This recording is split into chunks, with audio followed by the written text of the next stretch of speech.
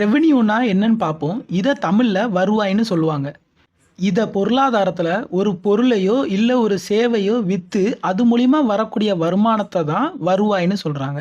இந்த ரெவென்யூ 3 கான்செப்ட்டா இருக்குது. ஒண்ணு டோட்டல் ரெவென்யூ, அடுத்தது ஆவரேஜ் ரெவென்யூ, அதுக்கடுத்தது மார்ஜினல் ரெவென்யூ. இப்போ இது 3யும் ஒண்ணொண்ணா பார்ப்போம். முதல்ல டோட்டல் ரெவென்யூனா என்னன்னு பார்ப்போம். இத தமிழ்ல மொத்த வருவாய்ன்னு சொல்லுவாங்க. ஒரு நிறுவனத்துல வரக்கூடிய அனைத்து வகையான வருமானத்தையும், அதாவது பொருளை வித்தோ இல்ல சேவையை வித்தோ வரக்கூடிய அவ்வளோ வருமானத்தையும் எடுக்கிறது தான் டோட்டல் ரெவென்யூ. இந்த டோட்டல் ரெவென்யூவோட ஃபார்முலா என்னன்னா, எத்தனை யூனிட் பொருட்களை வித்திருக்கங்கிற எண்ணிக்கையும் ஒரு யூனிட்டோட விலை எவ்வளோங்கிறதையும் மல்டிப்ளை, அதாவது பெருக்கும் போது டோட்டல் ரெவென்யூவை கண்டுபிடிச்சிடலாம். இப்போ இதோட டேபிள் பார்ப்போம். முதல்ல இருக்கிறது பிரைஸ், அதாவது விலை. அடுத்ததா இருக்கிறது யூனிட் ஆஃப் சோல்டு, அதாவது எத்தனை பொருள் வித்திருக்குங்கிற எண்ணிக்கை. அதுக்கடுத்து டோட்டல் ரெவென்யூ, டிஆர்னா டோட்டல் ரெவென்யூ, மொத்த வருமானம். இப்போ விலை ரூ. 6 இருக்கும்போது நான் ஒரு பொருளை வித்திருக்கேன். அப்போ அதோட மொத்த வருமானம் எவ்வளவா இருக்கும்? ரூ. 6 தான். இப்போ இதுக்கடுத்து நான் ஒவ்வொரு பொருளாக கூட கூட அதோட டோட்டல் ரெவென்யூவும் கூடும். இப்போ அடுத்ததா 2 பொருளை ரூ. 5க்கு விற்கிறேன். அப்போ 5 × 2 10. இதை நான் எப்படி கண்டுபிடிச்சிருக்கேன்னா, எத்தனை பொருள் வித்திருக்கங்கிறதையும் அதை எந்த விலைக்கு வித்திருக்கங்கிறதையும் நான் மல்டிப்ளை பண்ணுறேன். அதனால் டோட்டல் ரெவென்யூ என்னால் கண்டுபிடிக்க முடியுது. இதே மாதிரி ஒவ்வொரு இதையும் பண்ணணும். இப்போது நான் 3வது 4வது பொருளை நான் உற்பத்தி பண்ணும்போது எனக்கு அதில் வரக்கூடிய டோட்டல் ரெவென்யூ ஒரே அளவாக இருக்குது. அதில் கிடச்ச என்னோட வருமானம் ரூ. 12 தான் இருக்குது. இப்போ நான் 5வது ஒரு பொருளை நான் விற்கும்போது அதை ஒரு பொருளை நான் ரூ. 2க்கு விற்கிறேன். அப்போது 5 × 2 10. என்னோட டோட்டல் ரெவென்யூ வந்து குறைய ஆரம்பிச்சிருது இதுக்கு முன்னாடி இருந்ததோட. இப்போ இந்த டோட்டல் ரெவென்யூ கேவுங்கிறது எப்படி இருக்குன்னா, ஸ்டார்டிங்கில் இதோட மொத்த வருமானம் கூடிக்கிட்டே இருந்தாலும் ஒரு பாயிண்ட்டுக்கு அப்புறம் அது குறைய ஆரம்பிச்சிரும். அது இந்த டயக்ராமை பார்த்தாலே புரியும். எக்ஸ் ஆக்சிஸை குவான்டிட்டி, அதாவது எத்தனை பொருள் வித்திருக்குங்கிறத எடுத்திருக்கேன். ஒய் ஆக்சிஸில் அதை எத்தனை ரூபாய்க்கு வித்திருக்குங்கிற கணக்கு எடுத்திருக்கேன், அதாவது ப்ரைஸ் எடுத்திருக்கேன். ஸ்டார்டிங் ஒவ்வொரு பொருளை விற்க நம்மளுக்கு லாபம் கிடைக்கிறதுனால நம்மளோட டோட்டல் ரெவென்யூ கூடுது. இப்படியே நம்மளோட மொத்த வருமானம் கூடும்போது 4வது 5வது பொருளை விற்கும்போது அது ஒரு கான்ஸ்டண்ட்டான, ஒரு மேலே போய் ஒரு கான்ஸ்டண்ட்டான பாயிண்ட்ல நின்றுது. இப்போ 6வதாக ஒரு பொருளை நான் விற்கும்போது அதோட டோட்டல் ரெவென்யூ வந்து இதுக்கு முன்னாடி கிடைச்ச ரெவென்யூவோட குறைய ஆரம்பிச்சிருது. இதனால தான் இந்த டயக்ராமில் இந்த லைன் இப்படி இருக்குது. இதுதான் டோட்டல் ரெவென்யூவோட கேவ். இப்போ அடுத்ததாக ஆவரேஜ் ரெவென்யூ எப்படின்னு பார்ப்போம். ஆவரேஜ் ரெவென்யூனா தமிழில் சராசரி வருமானம்னு அர்த்தம். அப்படின்னா நம்ம நிறைய யூனிட்ஸை விற்போம், ஆனால் அதில் ஒவ்வொரு யூனிட்ஸில் நம்மளுக்கு வரக்கூடிய வருமானத்தை பார்க்குறது தான் ஆவரேஜ் ரெவென்யூ. இதோட ஃபார்முலா என்னன்னா, total revenue divide by Q.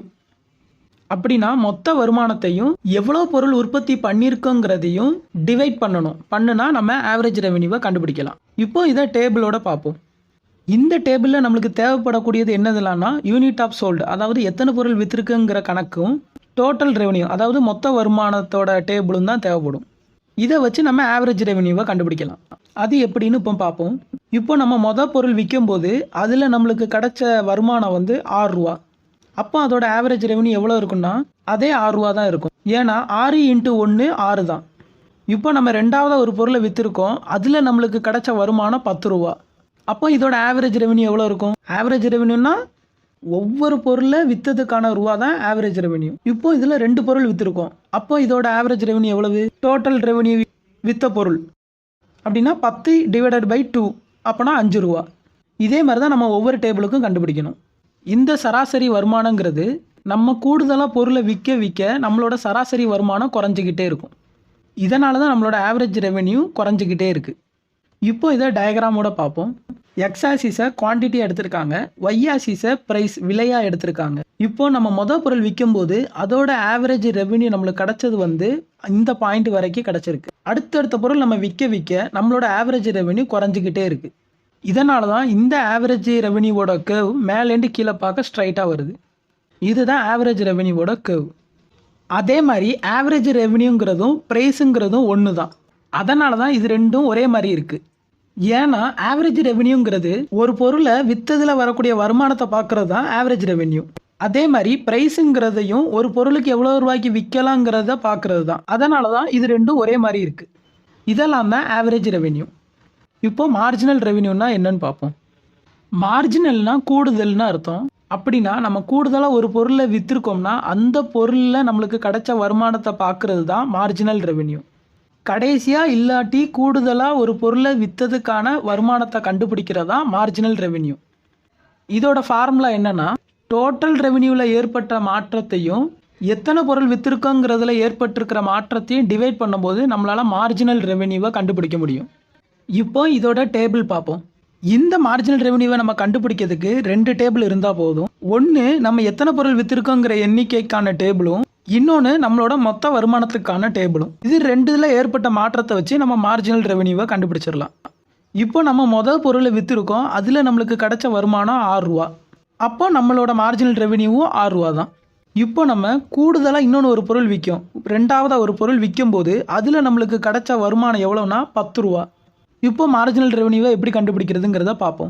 வருமானத்தில் எவ்வளோ மாற்றம் ஏற்பட்டிருக்குங்கிறத நம்ம ஃபஸ்ட்டு கண்டுபிடிக்கணும். அப்போது நம்ம இதுக்கு முன்னாடி நம்மளுக்கு கிடைச்ச வருமானம் 6 ரூபா. இப்போ நம்ம கிடைக்கிற வருமானம் 10 ரூபா. அப்போ எவ்வளோ கூடியிருக்கு? 4 ரூபா கூடியிருக்கு. அப்போ 4 ரூபா தான் வருமானத்தில் சேஞ்சஸ் நடந்திருக்கு, அதாவது மாற்றம் ஏற்பட்டிருக்கு. இப்போ இதே மாதிரி எத்தனை பொருள் விற்றுருக்கிறதுல மாற்றம் ஏற்பட்டிருக்கு? முதல்ல நம்ம ஒரு பொருள் விற்றுருக்கோம், இப்போ 2 பொருள் விற்கிறோம். அப்போ எத்தனை பொருள் மாற்றம் ஏற்பட்டிருக்கு? ஒரு பொருள். அப்போ குவான்டிட்டியில் ஒரு பொருள் மாற்றம் ஏற்பட்டிருக்கு. இப்போ மொத்த வருமானத்தில் ஏற்பட்ட மாற்றத்தை அந்த 4ஐயும் குவான்டிட்டியில் ஏற்பட்ட மாற்றத்துக்கான 1ஐயும் டிவைட் பண்ணோம்னா நம்ம மார்ஜினல் ரெவென்யூவை கண்டுபிடிச்சிடலாம். இதே மாதிரி தான் அடுத்தடுத்து வரக்கூடிய அவ்வளோத்துக்கு நம்ம கண்டுபிடிச்சிருக்கோம். இதுவே நம்ம இப்போ 4வது பொருளை நம்ம விற்கும் போது அதில் நம்மளுக்கு கிடைச்ச மொத்த வருமானம் 12 ரூபா. இதுக்கு நம்ம இப்போ மார்ஜினல் ரெவென்யூ கண்டுபிடிக்கிறோன்னா வருமானத்தில் எவ்வளோ மாற்றுதல் ஏற்பட்டிருக்குங்கிறத பார்த்து தான் நம்ம கண்டுபிடிப்போம்.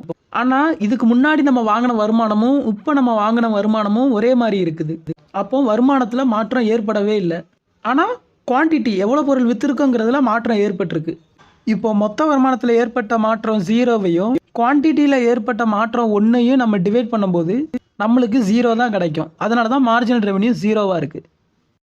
இப்போ நம்ம 5வதாக ஒரு பொருளை நம்ம விற்கும் போது நம்மளுக்கு அதில் கிடைச்ச மொத்த வருமானம் 10 ரூபா தான். இப்போ இதுக்கு மார்ஜினல் ரெவென்யூ கண்டுபிடிக்கணும்னா வருமானத்தில் எவ்வளோ மாறுதல் நடந்திருக்குங்கிறத பார்க்கணும். இதுக்கு முன்னாடி நம்ம வாங்கின வருமானத்தை விட இப்போ நம்ம வாங்கின வருமானம் குறைஞ்சிருக்கு. அப்போ விளிம்பு வருமானம் எப்படி இருக்கும்? மைனஸில் போக ஆரம்பிச்சிடும். டோட்டல் ரெவென்யூவான மொத்த வருமானம் எப்போ குறைய ஆரம்பிக்குதோ அதில் விளிம்பு வருமானம் நெகட்டிவாக போக ஆரம்பிச்சிடும். இதை அப்படியே டயக்ராமாக பார்த்தா உங்களுக்கு இன்னும் நல்லா புரியும். எக்ஸ் ஆக்சிஸை நம்ம குவான்டிட்டி, அதாவது எவ்வளோ பொருள் விற்றுருக்கோங்கிறத எடுத்திருக்கோம். ஒய் ஆக்சிஸில் ப்ரைஸ், விலையை எடுத்திருக்கோம். கூடுதலாக ஒரு பொருள் விற்கும் போது அது மூலிமா நம்மளுக்கு கிடைச்ச வருமானம் தான் இந்த முதல் லைன். அடுத்தடுத்து நம்ம கூடுதலாக ஒரு பொருளை விற்க நம்மளோட விளிம்பு வருமானம் குறைஞ்சிக்கிட்டே தான் இருக்குது. ஆனால் இதுவே நம்ம 4வது பொருள் விற்கும் போது அதில் நம்மளுக்கு கிடைக்கக்கூடிய மார்ஜினல் ரெவென்யூ 0வாயிருது. அதையும் மீறி நம்ம 5வதாக ஒரு பொருள் விற்க போனோம்னா மார்ஜினல் ரெவென்யூ லைன் வந்து நெகட்டிவாக போக ஆரம்பிச்சிடும். ஏன்னா மைனஸ் ஆக ஆரம்பிச்சிருது. அதை இந்த டயக்ராமில் பார்த்தா நம்மளுக்கு நல்லா புரியும். டோட்டல் ரெவென்யூ எப்போ குறையுதோ அப்போ மார்ஜினல் ரெவென்யூ நெகட்டிவில் போக ஆரம்பிச்சிருது. டோட்டல் ரெவென்யூ கே டேஷுங்கிற அந்த லைன்லேருந்து குறைய ஆரம்பிக்குது. அதே லைனுக்கு நேராக கீழே பார்த்தோம்னா நம்மளோட மார்ஜினல் ரெவென்யூவும் 0வை தொட்டுருது. அந்த லைனுக்கு அப்புறம் டோட்டல் ரெவென்யூ ஃபுல்லாக குறையுது, மார்ஜினல் ரெவென்யூ நெகட்டிவாகவே போக ஆரம்பிச்சிருச்சு. இதெல்லாம் தான் ரெவென்யூ கான்செப்ட்.